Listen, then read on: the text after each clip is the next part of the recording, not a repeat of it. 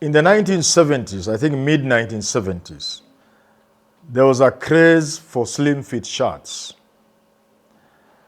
Ngengi Muigai, Jomo Kenyatta's nephew, I think Uhuru's cousin, was famous for putting on those shirts and with the collar overlapping, resting on the collar of the jacket or the coat. There was also another craze about the shirts, that the shirts were not just slim fit.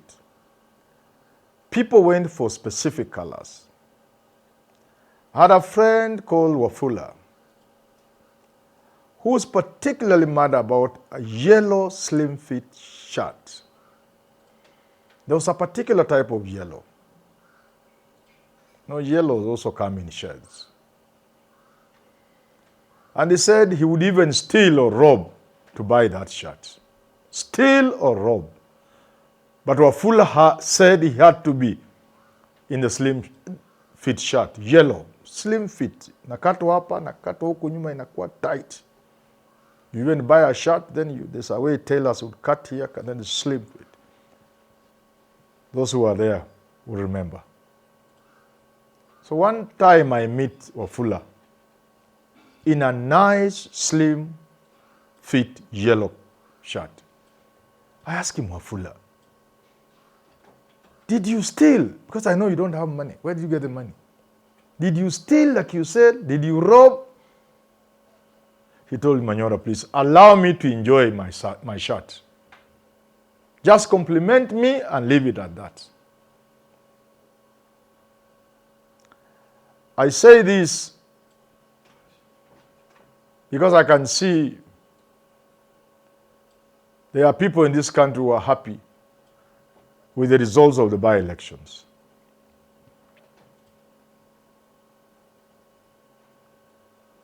My understanding is that the election in Malava was not a free, fair, and credible election. There are those words in the Constitution, including verifiable and so on and so forth. It was not. As a keen observer, I can say the same about Mbeere North and a few others. So those who are victorious, you are putting on a stolen yellow shirt. Yes, I want to repeat myself. In my observation, and I'm entitled to my views as a citizen of this country, that you are putting on a stolen yellow shirt. It may not be slim fit, but it's a yellow shirt, it is stolen. I'm also not so sure the people wearing the shirts from Kasipur and Magarini, I'm not so sure about their shirts. But if you have noticed also something, where there's a meeting of people putting on orange, ODM, you notice there are about 3 shades of orange. There's an orange that's almost red. So when Sifuna was putting on a red t-shirt in Baba's burial, people are saying that is a shade of orange. So wazee kama sisi tumekuwa color blind. Then there's another one, which to me would be the original orange. But there's also another orange, which looks like yellow. ODM has all these shades of orange. I'm not so sure whether the guys in Kaspur and Magarin, I'm not so sure whether or not the shirts they are putting on are yellow, pure yellow, or some shade of orange that looks yellow and stolen. I'm entitled to my opinion. You can't fault me for holding up an opinion. Why am I appearing to be concerned? I'm concerned because it's my civic duty. to call out things that are not right in this country. Because whether or not this country collapses, as many other countries have collapsed, depends on us citizens. If we see wrong things and we keep quiet, we are no worse than those perpetuating the ills. If you keep quiet, it has been said, when evil is reigning, you are perpetuating the evil. The famous song, Raila's famous song also, sitasimama maovu yakitendeka. Maovu yalitendeka Malava, maovu yalitendeka Mbeere North, and we cannot allow politicians from both sides to bring down this country in pursuit of cheap power. Malava, so that the man putting on the yellow shirt should agree with me it's a stolen shirt.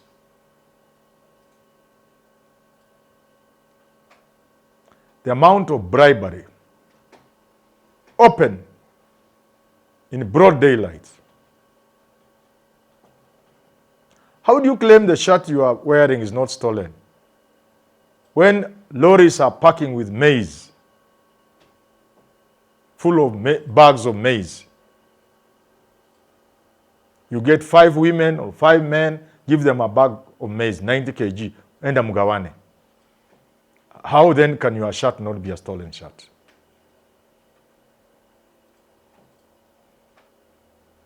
You know, lawyers also fear. If you give people maize, and I'm reminded of Hulia Shiruru, the oath-taking ceremony that brought Muskari Kombo down, I think in Webuye constituency. I'm reminded, oathing is a serious thing. But if you give people food, especially lawyers, wanaogopa kurogwa na wanamila, waambie hii chakula uchukue, lakini mkienda mkose kupiga kura, shauri yenyu, mluya atakupigia kura. So it's like an oath. It's a threat. When you have dished out food to people who are still superstitious, who believe in kurogwa, you are bribing voters, you are threatening them.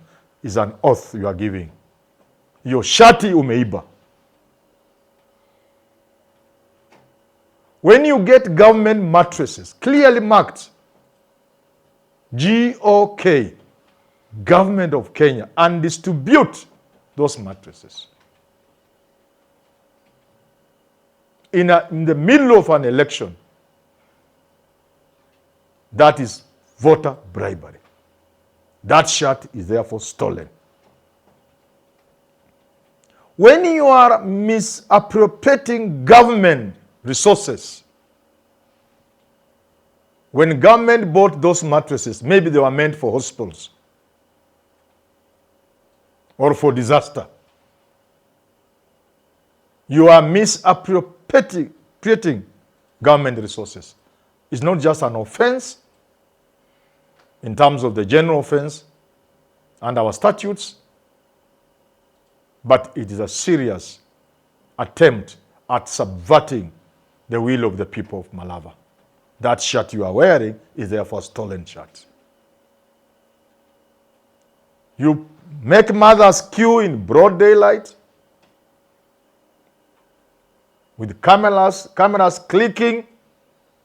You give out a blanket na unasindikisha na noti ya 1,000. And then you are victorious in such an election. That yellow shirt is a stolen shirt. It's not your shirt. What pride you take in putting on a stolen shirt, especially when people know as you walk in the streets of Kakamega and as you come to Nairobi to take oath of office to become a member of parliament. And people know that is a stolen shirt. Where is the pride? Where is the pride? When state officers, I saw Mama County, and I saw an officer in uniform, government uniform, of interior, either chief or something like this, I don't know, but in administration. together with Mama County. They are the ones giving. Na kufunika na 1,000. How then do you take pride in the yellow shirt you are putting on?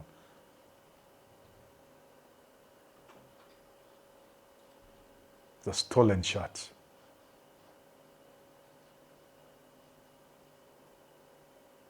The election is stolen. When are no less than the prime cabinet secretary, the Honorable Mudavadi, in public,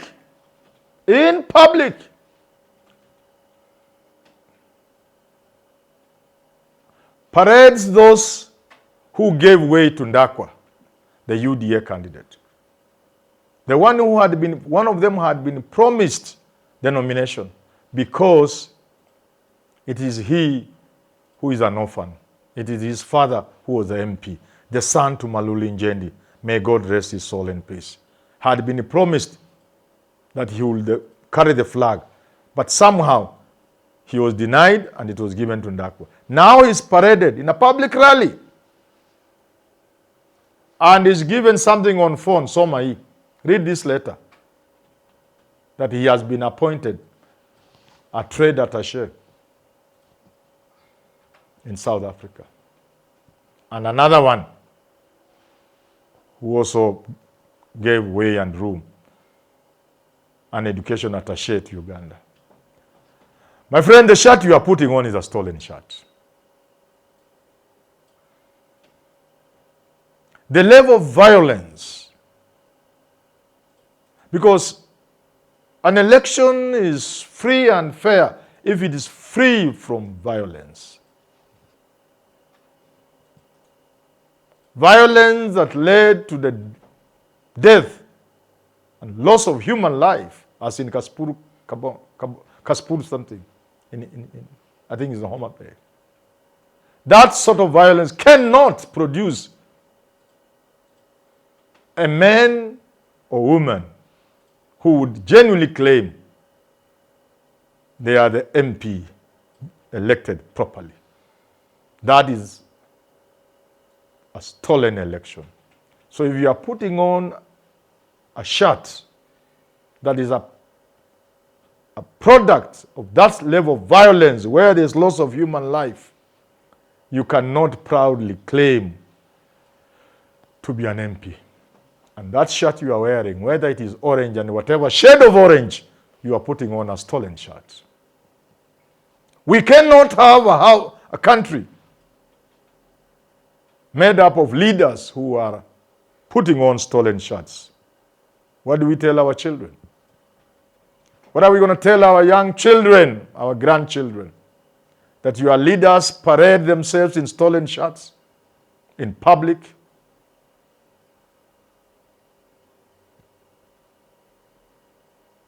The heavy presence of government cannot produce a free and fair election. No. Enough said about government and those with stolen shirts and government resources being used and laws being broken and ignored and rubbished by those who should protect the laws. They've taken oath of office to protect the constitution of this country. They are the ones who are stepping on the constitution, breaking the laws in broad daylight. But we must also talk to the opposition. I've been monitoring what's going on. I start by asking the opposition whether they are the sort of people Kenyans can rely on to win the 2027 election. My honest opinion, no. Not at all. Not at all. For many reasons. Up to now, because I've monitored, they have not had a crisis meeting. The opposition must have, by now, have held a crisis meeting, if not meetings. Because this is a disaster. This is a disaster. What happened in Mbeere North is a disaster. that calls for an emergency meeting of the opposition leaders. And not to complain and lament. No. To make an honest assessment of the situation and ask themselves, where did we go wrong? Don't you dare tell me the election was stolen. I don't, on behalf of many Kenyans who are annoyed, you could not have allowed government and UDA to corrupt our elections to that level, to pollute our elections to that level. You could not have allowed it. You should have foreseen the possibility of a stolen election. And the message you'll be passing to the country and the danger that may lie ahead as we approach 2027. Don't you dare talk about a stolen election. Where were you when the election was being stolen? And up to now, you have not even had an emergency meeting. Why did you lose Mbeere North? Because of the support the people of Mbeere North would have had for the opposition. Because of the anger against Ruto, there was no way UDA was going to win. Even with all the government machinery, they were not going to win. That they won by a mere 400 or so votes proves what I'm saying to be correct. They were not going to win at all. But how did you begin the game? You take emotions to politics. You are sentimental about politics.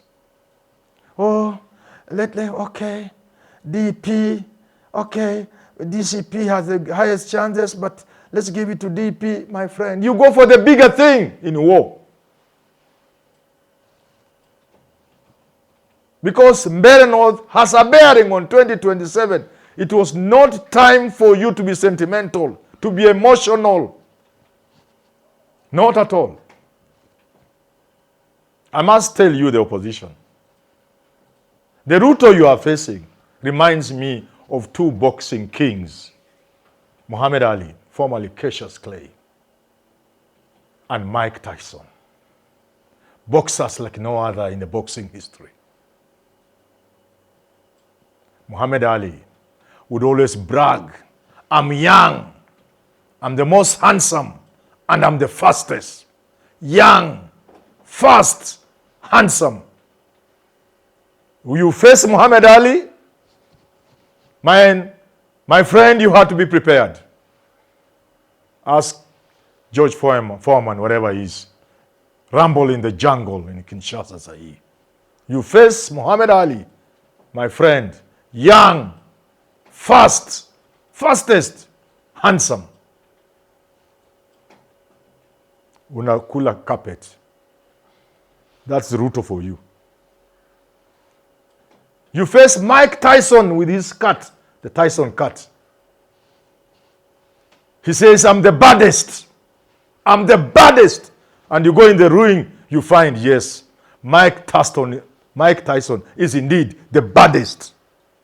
That's William Ruto for you. You cannot approach William Ruto without strategy. No, you cannot. With the emotions about hii kiti tuachie fulani.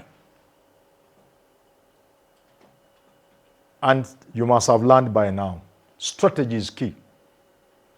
What William Ruto did to Gachagua and the rest of his team is to push them down to the tactical level. And he remained at the strategy level. That's Ruto for you. Smart politician. When I say these people attack me, but I'm saying the truth. You have now seen it in Mbeere and Malava. Don't say the election was stolen because you knew it was going to be stolen. If you didn't know, then you are useless. For Gachagua to camp in Mbeere, he was reduced to a tactician. While Ruto remained at the top, at the strategic level, coordinating the ground from up, employing strategy with his foot soldiers, Kindiki, doing the tactical work. Leaders who remain at the tactical level can never do great things. So lessons learned. And please, for the first time. For the first time. I want to see politicians in the opposition accepting that a lot went wrong. They could have done much better. And the men and women they rely on are, to say the least, useless people. They must now look for serious men and women to work with them if 2027 they would want to have even half a chance at beating William Ruto. These by-elections, I don't want to mince words. I have many friends in the opposition, but I must tell you in open, in public, you are a letdown and you have disappointed your followers. When people see Ruto on the rooftop of Akai in Nakuru with huge crowds and is bragging about the results of the by-election, na anasema atawanyorosha asubuhi na mapema. You don't know how your followers are feeling. I'm speaking on behalf of the many Kenyans who follow you, believe in you, and believe you remove William Ruto for them. You have hurt them, you have disappointed them, you must do better.